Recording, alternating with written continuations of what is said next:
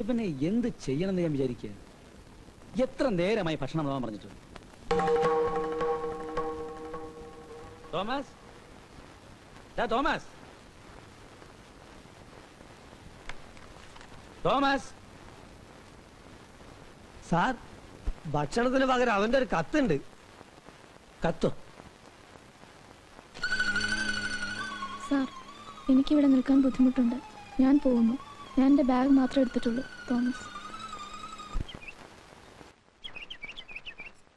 എന്റെ അയ്യരെ ഒത്തു കിട്ടി. എന്തു പണി ചെയ്യാനും അവൻ തയ്യാറാ. അവനൊന്ന് രക്ഷപ്പെട്ടാ മതി. എന്തും കൊടുക്കാൻ ഞാനും തയ്യാറാ.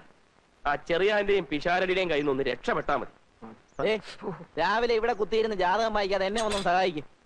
നിങ്ങൾക്കൊക്കെ ദോശ വിട്ട് തീർക്കാനുള്ളതല്ല എന്റെ ജീവിതം. എന്നാര് പറഞ്ഞു? തൽക്കാലം ഞങ്ങൾക്ക് വേണ്ടി ദോശ ഇടുക എന്നുള്ളതാണ് നിന്റെ കർമ്മം, ജാതക യോഗം. ദോശ ഇരുന്ന് അടുക്കളയോട്ടിൽ അവിടെ കിടന്ന് കഴിയട്ടെ. അതാണ് നമ്മുടെ വീട്. നീ നേരെ അടുക്കളയിലോട്ട് എന്നൊരു ചായ ഇട്ടോ. ആ, അവിടെ ഇരിക്കുന്ന ആരെയും മൈൻഡ് ചെയ്യണ്ട.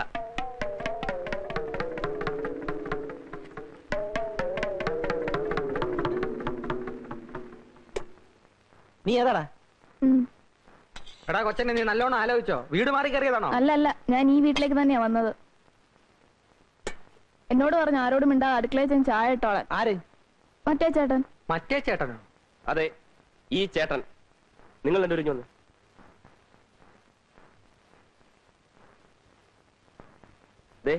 ഒരു കാര്യം ഞാൻ പറഞ്ഞേക്കാം. ഇനിയെങ്കിലും ഈ വീട്ടിൽ സമാധാനം വേണം. ഇന്നു മുതൽ അടുക്കള കാര്യമല്ല അവൻ നോക്കിക്കൊള്ളു. ചാപ്പാട് സമയത്ത് രണ്ടുപേരും വാ എന്ന് തുറന്നു കൊടുത്താൽ മതി.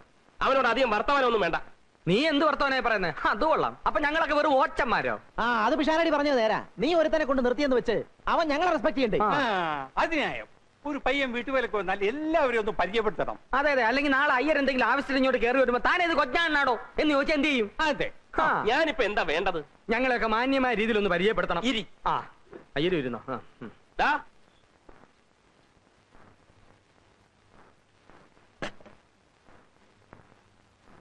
ഇന്നു മുതൽ നിനക്ക് 3 ചേട്ടന്മാരാണുള്ളത്.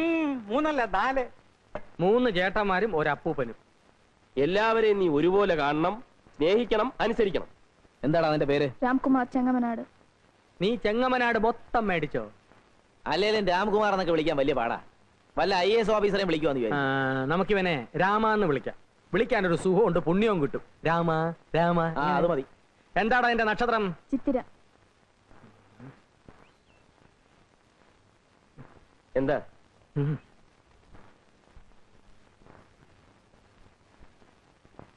അവനെ പറഞ്ഞുവിട്, പോക്ക് കേസാ. ചിത്തിര നക്ഷത്രം, അക്കുടി നാശം, സ്ഥാനഭ്രംശ, ധനക്ഷയം, അഖില ശരീര അസ്വാസ്ഥ്യ, ദുഃഖാന്തിത. താൻ തന്നെ പാട് നോക്ക്, ഒരു കുഴപ്പമില്ല. നീ ഒന്നേ, നീ അവന്റെ ചെവി ശ്രദ്ധിച്ചോ?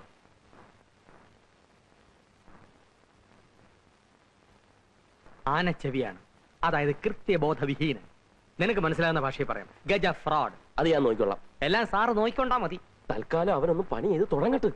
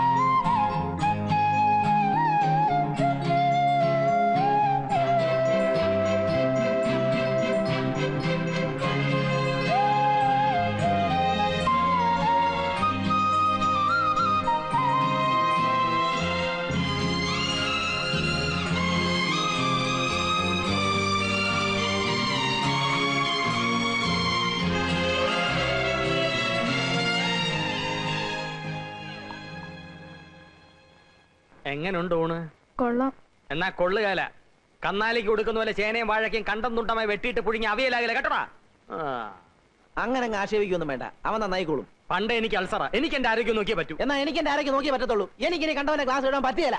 വേലക്കാരൻ വരുന്നതിന് മുമ്പ് അതിന്റെ കുഴപ്പം, ഇപ്പൊ വന്നപ്പോ അതിലും കുഴപ്പം ഉണ്ടോ? ഓ അങ്ങനെ എനിക്ക് വേണ്ടി വെയിറ്റ് ചെയ്യുന്ന പതിവൊന്നും ഇവിടെ ഇല്ലല്ലോ. എന്നാ ഉണ്ണുന്നതിന് മുമ്പ് കുറച്ച് വെള്ളം ബാത്റൂമിൽ വെച്ചേക്കണം, ഉടനെ ആവശ്യം വരും. ഓ അത്രയ്ക്ക് പോറൊന്നുമല്ല. നീ എന്തിനാ അവന്റെ സൈഡിൽ നിൽക്കുന്നേ? പിന്നെ ഇയാളെ ഉണ്ടാക്കും. നിങ്ങൾ ഇങ്ങനെ കീരിയും പാമ്പും കളിച്ച് ഇനി എന്നെ മണ്ടനാക്കാൻ ശ്രമിക്കണ്ട. എന്ത് പ്രശ്നം വന്നാലും ഒരു മാസം അവനിവിടെ നിൽക്കും, അതിനവൻ വെച്ച് ഞാൻ അവനെ എല്ലാം പഠിപ്പിച്ചെടുത്തോളാം.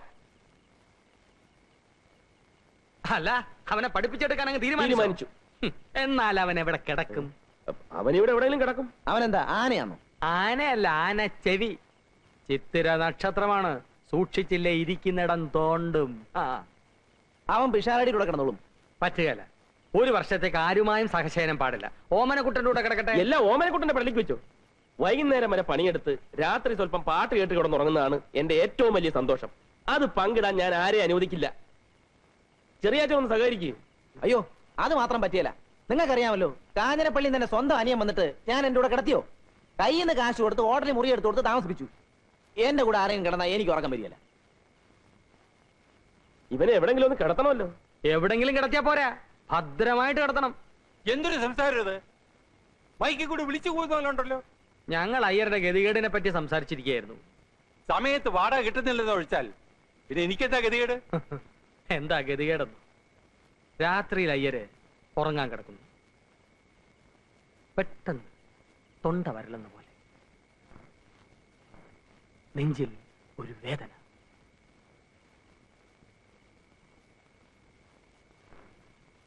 സംഭവിക്കാൻ വേണ്ടി പറയുന്നതല്ല. അയ്യർ കാലിയാകാൻ പോകുന്നു. ഒരു ഗ്ലാസ് വെള്ളം വേണം. എന്ത് ചെയ്യും? ഞാൻ പറഞ്ഞു ശരിയല്ലേ ഓമനക്കുട്ടാ? ശരിയാണോന്ന് ചോദിച്ചാ അങ്ങനെ സംഭവിക്കാവുന്നതേ ഉള്ളൂ. പക്ഷേ നമ്മൾ മൂന്നുപേരും ഉള്ളപ്പോ അങ്ങനെ സംഭവിക്കാൻ പാടില്ല. അതുകൊണ്ടാ ഞാൻ നേരത്തെ പറഞ്ഞേ. ഉടനെ നിങ്ങൾ എന്നെ കടിച്ചിറാൻ വന്നില്ലേ? രാമ,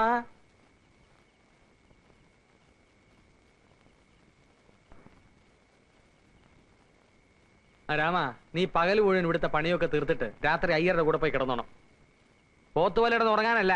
നട്ടപ്പാതിരേക്ക് അങ്ങേർക്ക് വല്ല വിമ്മിഷ്ടമോ ശ്വാസം മുട്ടലോ കൂടെ കൂടെ പറയുന്നത് പയ്യന് മനസ്സിലാകണ്ടേ അയ്യരെ? വന്നാൽ ഉപകരിക്കാൻ വേണ്ടിയാ.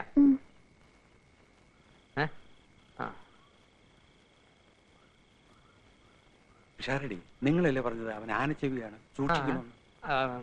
ശുദ്ധ ബ്രാഹ്മണന്മാർക്ക് അതൊന്നും ഏശയില്ല. പിന്നൊരു കാര്യം, അവന്റെ 2 കൈകളും ഒന്ന് സൂക്ഷിച്ചു. അതെന്താ? അവന്റെ കയ്യിലിരിപ്പ് അങ്ങനെ. രാമ, നീ ചെല്ലേ. പോ. വാ. രാവിലെ ഇനി എത്തിയേക്കണേ. അയ്യരെ അവന് പുതയ്ക്കാൻ ഒരു കമ്പിളി കൊടുത്തേക്ക്.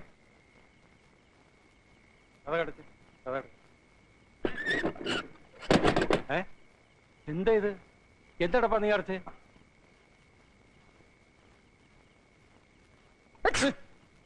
എന്താ ഇത്? ഞാൻ തുമ്മിയതാ.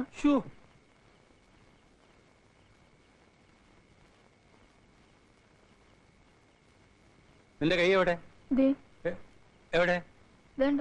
ഇതിനെ പുറകെ കിട്ടുന്നത് മനുഷ്യൻ സ്വസ്ഥാനമില്ലെന്ന് വെച്ചാൽ അല്ലേ? എനിക്കകത്തൊരു പൂജയുണ്ട്, അത് കഴിഞ്ഞിട്ട് ഞാൻ വിളിക്കാം. അവിടെ നിന്നാ മതി കേട്ടോ. അവിടെ നിൽക്കാൻ പറഞ്ഞില്ലേ? അവിടെ നിന്നാ മതി. ആ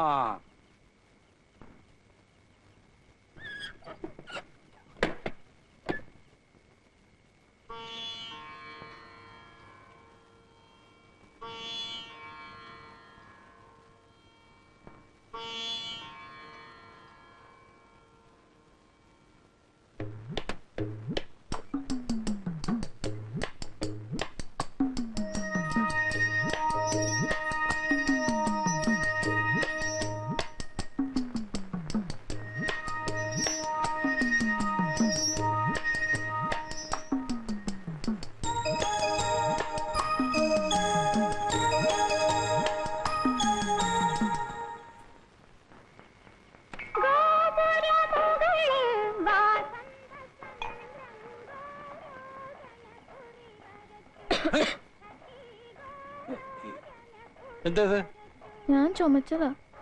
ഓ, ഉറങ്ങുമ്പോഴും സ്വത്ത് വരരുത്.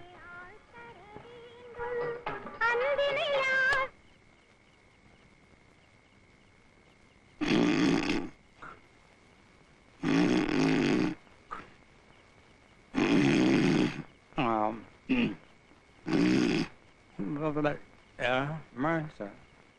Oh.